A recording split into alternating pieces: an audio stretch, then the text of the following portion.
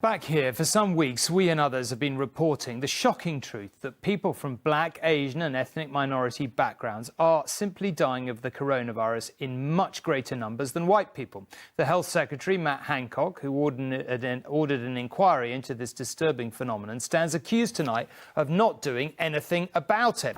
The Public Health England report, published today, found that many people with Bangladeshi heritage are twice as likely to die from the disease as their white British counterparts. For other Asian, black and ethnic minority groups, the mortality rate is between 10 and 50% higher. Mr. Hancock said the pandemic had exposed huge disparities, but did not come up with any recommendations, as he'd once said he would. If you're black and get coronavirus, you're at far greater risk of death than if you're white. Ken Sazuz knows that only too well. The virus took the life of his wife, Elsie, a care worker who died on a ventilator. She went to say, but if I don't come back, I want you to look after the kids. And I was like, in a split of a second, I was like, no, don't say but. We'll pull through this, we'll be all right.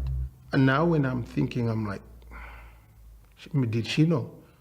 Because why did she tell me that? In fact, all ethnic minorities are at greater risk. After accounting for age, sex, deprivation and region, a government review found British Bangladeshis are twice as likely to die with COVID-19 than white people. Other ethnic groups have between 10 and 50% higher risk. And it found black men are 3 times more likely to contract the virus than white men. The long-awaited report was billed as an in-depth look at how coronavirus has impacted ethnic communities, and some feel it falls short on many levels.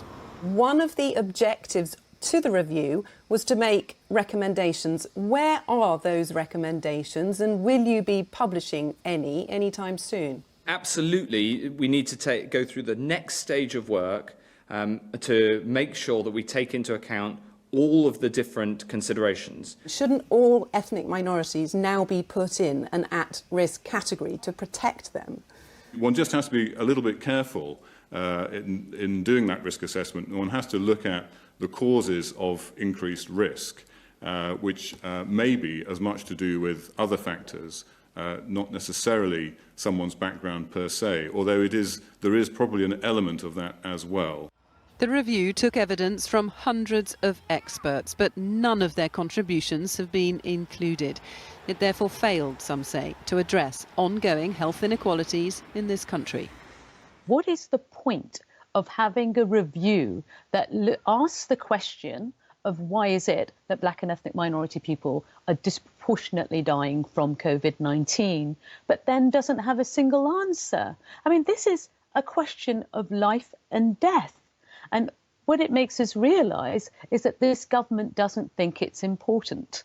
What is done to protect ethnic communities in this pandemic is still unclear. It's what millions in this country want to know, but so far it seems the government remains silent.